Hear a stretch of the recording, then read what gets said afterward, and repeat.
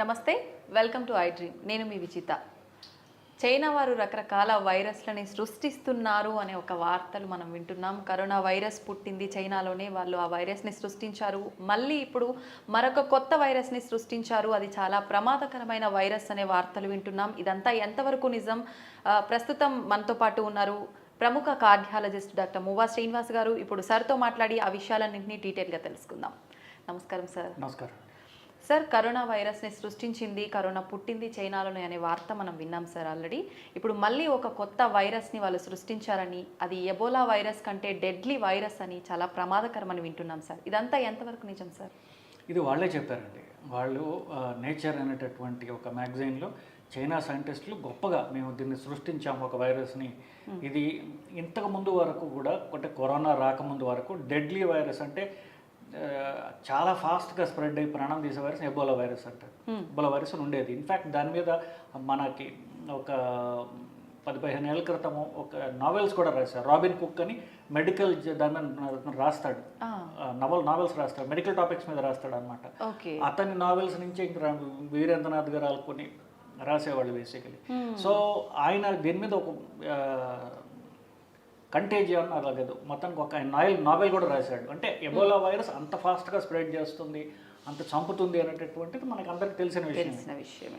ఈ చైనా వాళ్ళు ఇప్పుడు క్లాస్ 4 రీసెర్చ్ చేసే ల్యాబ్స్ అని ఒక 12 ల్యాబ్స్ ఉన్నాయండి. అమెరికాలో ఉన్నాయి, యూరోప్లో ఉన్నాయి. వాళ్ళు మోస్ట్ డేంజరస్ వైరసెస్ మీద రీసెర్చ్ చేస్తారు వాళ్ళు. అది మాకు కూడా కావాలి అని వీళ్ళు, అంటే మేము కూడా చేయగలము అని చెప్పుకోవడానికి వాళ్ళు మొదలుపెట్టారు రీసెర్చ్. కోర్స్ దానిలో కొంచెం ఈ వుహాన్ ల్యాబ్లో అమెరికా వాళ్ళ ఫండింగ్ కూడా ఉంది. వాళ్ళు రీసెర్చ్ మొదలుపెట్టి తర్వాత అది కావాలనో లేకపోతే లీక్ అయ్యో కరోనా అనేటటువంటి వైరస్ తయారు చేయబడి బయటకు లీక్ అయింది. అక్కడే వాళ్ళు మళ్ళీ తయారు చేస్తారు, అంటే ఒక ల్యాబ్ పెట్టారు. దాంట్లో ఈసారి వీళ్ళే చెప్పారు మేము కొత్తగా తయారు చేసాము అని. ఇప్పుడు ఒప్పుకున్నాడు అంటే పాతది ఒప్పుకున్నట్టే కదా బేసికలీ. సో వాళ్ళు ఏంటంటే ఈ ఎబోలా వైరస్ మీద, ఎబోలా కంటే డెడ్లీ వైరస్ బేసికలీ. ఎబోలా వైరస్ని ఎబోలాలా కాకుండా దాని రూపు మార్చి, జనాలు తెలియకుండా అన్నట్టుగా ఒక రూపు మార్చి ఎబోలాలో ఒక పార్ట్ తీసుకుని ఇంకొక వైరస్లో ప్రవేశపెట్టి దాన్ని ఏంటారంటే చుంచుల మీద వాళ్ళు ప్రవేశపెట్టి చేశారు. ప్రయోగం చేసిన 3 రోజుల్లో అవి నుంచి కూడా చచ్చిపోయాయి. సో మేము కొత్త డెడ్లీ వైరస్ తయారు చేశాము అని గొప్పగా వాళ్ళు చెప్పుకుంటున్నారు. వాళ్ళ సైంటిఫిక్ జర్నల్, అంటే ఇది కరోనా లాగా యాక్సిడెంట్ కాదు, మేము కావాలని తయారు చేసాం గొప్పగా వాళ్ళే చెప్పుకుంటున్నారు బేసికలీ. సో అది ఇప్పుడు అంటే ఈ వైరస్ ఎక్కించిన 3 రోజుల్లో ఆ ప్రాణి చనిపోతుంది అని చెప్పేసి. సో ఇప్పుడు బయలాజికల్ వార్ఫేర్ అంటారు. బయలాజికల్ వార్ఫేర్ అంటే యుద్ధంలో ఎదుటి వాళ్ళని చంపడానికి తుపాకులు, బాంబులు ప్రయోగించక్కల, జబ్బులతో కూడా చంపొచ్చు. అవును సార్, దాన్ని బయలాజికల్ వార్ఫేర్ అంటారు. సో దీని మీద అందరూ చేస్తున్నారు రీసెర్చ్, చైనా వాళ్ళు కూడా చేస్తున్నారు. సో ఈ బయలాజిక్ ఇప్పుడు నేను రీసెర్చ్ చేస్తున్నాను అంటే ఆ రీసెర్చ్లో వచ్చినటువంటి అంశాన్ని దేనికి ప్రయోగిస్తాడు అనేది మనం చెప్పలేము. వాడి చేతిలో కత్తి ఉంది, ఆ కత్తితో వాడు మర్డర్ అయినా చేయొచ్చు, ఆపరేషన్ అయినా చేయొచ్చు. నేను చాలా బాధ్యతారహితంగా నేను ఉన్నానని చెప్తున్నాడు. బట్ ఇలాంటి వాళ్ళు అంటే ఏం చేస్తారో, ఎందుకంటే మనకి ఎస్పెషల్లీ శత్రు దేశం కాబట్టి మనం జాగ్రత్తగా ఉండాలి. పిచ్చోడి చేతిలో రాయిలాగా సార్, ఇప్పుడు పిచ్చోడి చేతిలో కత్తిలాగా అనమాట. కత్తిలాగా ఏంటి సార్ పరిణామం ఎలా ఉండబోతుంది? అది కనుక మనకు స్ప్రెడ్ అయ్యి అవకాశం కనుక ఉంటే పరిణామం ఎలా ఉంటుంది? అంటే ఇప్పుడు వాడి చేతుల్లో ఇది ఉంది అని చెప్పి మనకు ఆల్రెడీ తెలుసు కాబట్టి మనం తగిన జాగ్రత్తలు అంటే దానికి విరుగుడు మన వాళ్ళు ఏమైనా కనిపెట్టాలి. మన వాళ్ళు గొప్పగా ఇప్పుడు దాకా అనౌన్స్ చేయలేదు. ఎందుకంటే దాన్ని BSL-4 అంటారు, అంటే హైయెస్ట్ సెక్యూరిటీ ఉన్నటువంటి ల్యాబ్స్ అనమాట. అవి అమెరికాలో ఉన్నాయి, యూరోప్లో ఉన్నాయి, తైవాన్లో నాకు తెలిసి ఒకటి ఉంది. వీళ్ళకి పోటీగా వీళ్ళు పెట్టారు ఇప్పుడు. అది మన భారతదేశంలో అఫీషియల్గా అయితే లేదు. మనకి ఇండియన్ ఇన్స్టిట్యూట్ ఆఫ్ వైరాలజీ అని చెప్పేసి పూణేలో ఉన్నప్పటికీ దాంట్లో ఈ రీసెర్చ్ చేస్తున్నట్టు మనల్ని బయట పెట్టాల, చేస్తూ ఉంటారు, అనుమానమే లేదు. ఎందుకంటే మన శత్రు దేశాల దగ్గర టెక్నాలజీ ఉన్నప్పుడు దాని విరుగుడుగా మన వాళ్ళు చేయడం అనేది మస్ట్ మ్యాండేటరీ. కానీ మన వాళ్ళు అనౌన్స్ చేయలే. కాకపోతే మనకు తెలియాల్సింది ఏంటంటే చైనా వాడి చేతిలో ఈ ఒక అతి భయంకరమైనటువంటి ఒక క్రిమి వాడి దగ్గర ఉంది అని ఒకటి. వాడు దాని గురించి ఏం చెప్తున్నాడు అంటే నేను ఎబోలా వైరస్ ఎలా స్ప్రెడ్ కాకుండా ఆపాలి అన్నటువంటి దాని మీద నేను రీసెర్చ్ చేస్తున్నాను అని చెప్తున్నాడు. ఓకే. సో అది రెండు విధాలుగా చూడొచ్చు మనం బేసిక్. వాళ్ళు చెప్పడం ఏంటంటే ఎబోలా అనేటటువంటి ఒక డెడ్లీ వైరస్ అది ఆఫ్రికాలో ఉంది. ఆఫ్రికాలో ఎబోలా అని ఒక నది ఉన్నది. ఆ నది చుట్టుపక్కల ఉన్నటువంటి ఫస్ట్ కనుక్కున్నారు 10 ఏళ్ళ క్రితం. 2014 నుంచి నడుస్తుంది ఇది. సో దానికి రకరకాల రీసెర్చ్ జరుగుతుంది, వ్యాక్సినేషన్లు ఉన్నాయి. బేసికలీ ఎబోలా అనేది భయంకరమైన వ్యాధి అని మనకు తెలుసు. దాన్ని రీసెర్చ్ చేస్తున్నాను, దాని భాగంలో ఇలాగ ఒకటి బయటపడిందని చెప్తున్నాడు. కానీ అది మీరు అన్నట్టుగా పిచ్చివాడి చేతిలో రాయో కత్తి ఉన్నట్టుగా మనకి తెలుసుకోవాల్సిన అవసరం అంతేనా.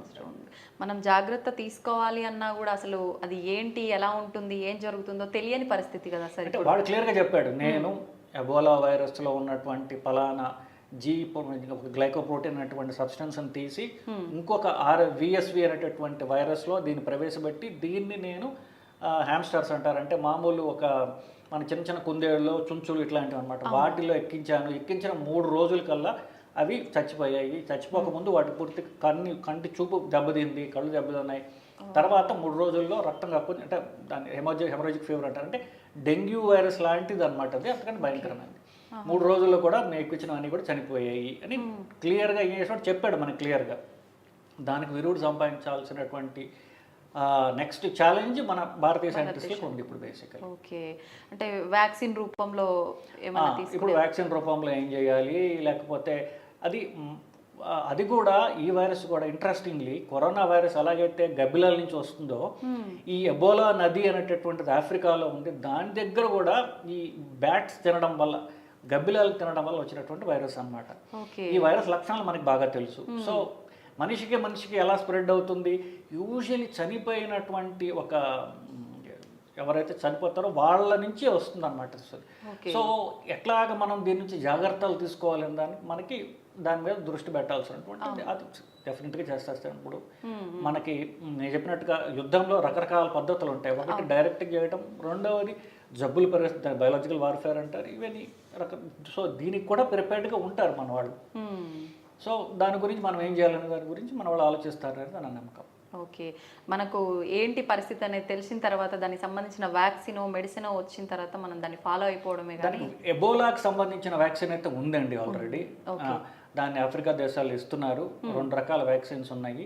ఇది డైరెక్ట్ ఎబోలా కాదు, వాడు వేరే ఎబోలాలో ఉన్నది తీసుకుని దాన్ని మైస్పూస్ మారడగా చేసినట్టుగా దాన్ని వేరే వైరస్లో ప్రవేశపెట్టి దాంతో ఇన్ఫెక్ట్ చేశాడు. సో ఆ కొత్త వైరస్ పేరు కూడా చెప్పాడు కాబట్టి దీనికి వ్యాక్సిన్ మన వాళ్ళు తయారు చేసుకోవాలి, ఈజీ అవుతుంది కొంచెం. Okay, thank you sir, thank you very much. నిజంగా ఇలాంటివి ఏమైనా కొత్త వస్తుంది అనగానే మనం కరోనాకి ఎంత ఎఫెక్ట్ పడ్డామో అది మైండ్లో పెట్టుకొని ఎక్కువ భయపడాల్సిన సందర్భాలు ఉన్నాయి ప్రస్తుతం. అంటే ఇప్పుడు పాకిస్తాన్ వాడు ఉన్నాడండి, పాకిస్తాన్ నా దగ్గర న్యూక్లియర్ బాంబు ఉంది గట్టిగా చెప్తాడు వాడు, ఎందుకు మనం భయపడతాం బేసిక్లీ. సో చైనా వాడు కూడా నా దగ్గర ఇది ఉంది అని చెప్తే ఎదుట భయపెట్టడం అనమాట. నేను అంత టెక్నాలజికల్లీ నేను ఎంత అడ్వాన్స్డ్, నేను ఇంత చేయగలను అని మన అడ్వర్స్ మన శత్రువులు అవుతుంటారు వాళ్ళని భయపెట్టడానికి చేసేటటువంటి దాంట్లో ఇది ఒక భాగం.